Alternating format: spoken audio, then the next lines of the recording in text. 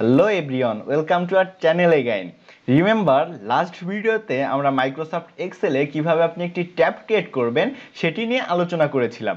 যদি ভিডিওটি মিস করে থাকেন এট ফার্স্ট চলে যাবেন ইউটিউবে গিয়ে সার্চ দিবেন EDUFLYZ এডুফ্লাইজ লিখে সার্চ দিলে আপনি আপনাদের চ্যানেলের ভিতর এন্টার করবেন। দেন চলে আসবেন প্লেলিস্টে এসে দেখবেন মাইক্রোসফট এক্সেল 0 to হিরো নামে একটি প্লেলিস্ট আছে। এখানে আমাদের যে পর্যায়ক্রমিক ভিডিওগুলো আমরা মাইক্রোসফট এক্সেলের উপর আপলোড করছি সেগুলো কিন্তু আপনি এখানে পর্যায়ক্রমিকভাবে পেয়ে যাবেন। আমি আপনাকে হাইলি রিকমেন্ড করব আপনি যে পর্যায়ক্রমিক ভিডিওগুলো আমরা করেছি পার্ট 1, 2, 3, 4 এই 4টি ভিডিও দেখে দেন হচ্ছে এই 5 নম্বর ভিডিওটি দেখবেন। তো আজকে আমরা মাইক্রোসফট এক্সেলের খুব গুরুত্বপূর্ণ একটি বিষয় নিয়ে আলোচনা করব, সেটি হচ্ছে মাইক্রোসফট এক্সেলে কিভাবে আপনি ডেটা সিলেকশন করবেন। যেহেতু মাইক্রোসফট এক্সেল একটি কমপ্লেক্স সফটওয়্যার সেহেতু মাইক্রোসফট এক্সেলের ডেটা সিলেকশন করার জন্য আমাদের যে মাউসটি আছে মাউসের কার্সারে আমরা 3টি টোটাল সাইন দেখতে পাবো। তো এই 3টি সাইন কি কি এবং একে মাইক্রোসফট এক্সেলের ভাষায় কি বলে সেটি আমরা এখনই দেখে নেব। আমরা একটা যদি ডেটা সিলেকশন করতে চাই একটা সেল বক্সের, তো ডেটা সিলেকশন করার সময় এখন আমরা দেখতে পাচ্ছি যে আমাদের ক্রস আকারের একটি সাইন আছে। তো এই সাইনটিকে বলা হয় মাইক্রোসফট এক্সেলের ভাষায় মুভ টুল।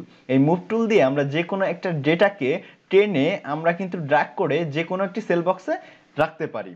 তো আমাদের যেটা বিভিন্ন যখন আমাদের পরিবর্তন করা লাগবে এক সেল বক্স থেকে অন্য সেল বক্সে নেওয়া লাগবে তখন কিন্তু আমরা মুভ টুলের সাহায্য নিতে পারি এবং মুভ টুলের সাহায্য নিয়ে আমরা খুব ইজিলি এফিশিয়েন্ট ওয়েতে আমাদের ডেটাগুলো কিন্তু স্থানান্তর করতে পারবো। আমাদের কাজের সময় অনেক সময় আমাদের ডেটা মুছে যাবে বা আমাদের অনেক সময় অনেক তথ্য ডিলিট হয়ে যাবে। তো তার পূর্ব অবস্থান ফেরানোর জন্য আমাদের একটি সুপার শর্টকাট আছে, সেটি হচ্ছে আমরা কিবোর্ডের Ctrl Z দিলে আমরা কিন্তু পূর্বের অবস্থায় ফিরে যেতে পারবো। তো আমরা কিন্তু মুভ টুলের কাজটি দেখে নিয়েছি। তো এখন যে কার্সারের আমরা কাজটি দেখব সেটি হচ্ছে ফিল হ্যান্ডেল। একটু খেয়াল করে দেখবেন যখন আমরা একটা সেল বক্সের বটম কর্নারে চলে এসেছি তখন এটি প্লাস সাইন আকারে ধারণ করেছে। তো একে মাইক্রোসফট এক্সেলের ভাষায় বলা হয় হচ্ছে ফিল হ্যান্ডেল। ফিল হ্যান্ডেল দিয়ে আমরা যদি একটি সেল বক্সকে ড্র্যাগ করে আমাদের মাউসের বাম বাটনে ড্র্যাগ করে চেপে যদি আমরা পুরো সেল বক্স 2-3টে সিলেক্ট করি তাহলে দেখবেন আমাদের পূর্বের যে আমাদের ডেটার ছিল সেই ডেটা অনুযায়ী পরবর্তী সেল বক্সের ডেটাগুলো কিন্তু এক হয়ে যাবে। তো ফিল হ্যান্ডেল নিয়ে আমরা পরবর্তীতে একটি বিস্তর ভিডিও করব, সেই ভিডিও থেকে আপনার ফিল হ্যান্ডেল সম্পর্কে আরও একটি বিস্তর ধারণা হয়ে যাবে। তো আমরা পূর্বের অবস্থানে যেতে গেলে আমরা কি করব, পূর্বের অবস্থানে যেতে গেলে আমরা Ctrl Z দিলে আমরা পূর্বের অবস্থানে চলে যেতে পারবো। এখন সব থেকে যে আমাদের টুলবারটি বা টুলসের প্রয়োজনটি হবে এবং সেটি নিয়ে আমরা আলোচনা করব সেটি হচ্ছে মাইক্রোসফট এক্সেলের কার্সারের একদম থার্ড যে আমাদের কার্সারের সাইনটি সেটি। এখন আমরা দেখতে পাচ্ছি এই সেল বক্সের মধ্যে একটা প্লাস সাইন আছে, মোচা আকারে একটি প্লাস সাইন, যাকে মাইক্রোসফট এক্সেলের ভাষায় বলা হয় হচ্ছে সিলেকশন টুল। আমরা যে কোনো ডেটা সিলেক্ট করার জন্য আমরা এই প্লাস সাইনের যে আমাদের কার্সারটি আছে এটা দিয়ে আমরা কিন্তু এই সিলেকশন টুল দিয়ে আমরা ডেটা সিলেক্ট করতে পারি। আমরা এখন চাচ্ছি জানুয়ারি মাসে রফিকুল ইসলামের জানুয়ারি মাসের বেতন আর হচ্ছে আকাশ রহমানের মার্চ মাসের বেতন সিলেক্ট করব। তাহলে আমরা কিভাবে এই দুটি করতে পারি, তার জন্য আমরা কিবোর্ডের Ctrl প্রেস করব। Ctrl প্রেস করে আমরা যদি এই দুটি সেল বক্স সিলেক্ট করি তাহলে দেখবেন যে খুব ইজি অ্যান্ড এফিশিয়েন্ট ওয়েতে আমাদের এই দুটি ডেটা সিলেক্ট হয়ে যাচ্ছে। তো আমরা চাচ্ছি আমরা শুধু দুটো আমরা এই যে আমাদের সেল বক্সের ডেটা আছে তা সিলেক্ট করব না, আমরা চাচ্ছি একটা কলাম আকারে আমরা ডেটা সিলেক্ট করব।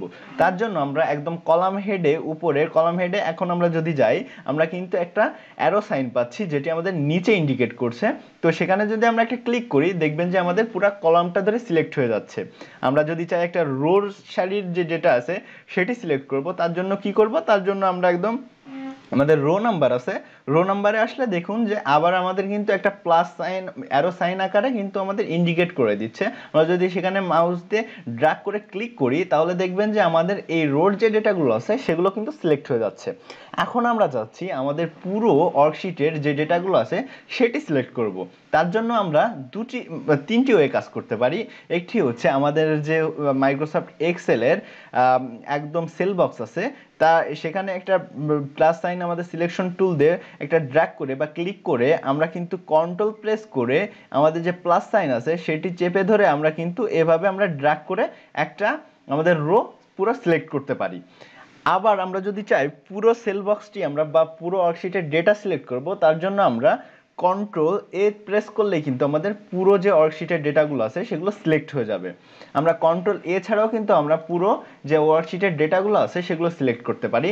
সেটি হচ্ছে আমাদের রোর নাম্বারের একদম উপরে দেখতে পাবেন ট্রায়াঙ্গেল আকারে একটি সাইন আছে, সেখানে যদি আমরা একটা ক্লিক করি তাহলে আমাদের ওয়ার্কশিটের যে পুরো আমাদের ওয়ার্কশিটটি আছে সেটি কিন্তু সিলেক্ট হয়ে যাবে। তো এই ছিল আজকের ভিডিওতে আমরা আপনাদের টোটাল 3টি সিলেকশন টুলের কাজ শিখিয়েছি এক্সেলের কার্সারের।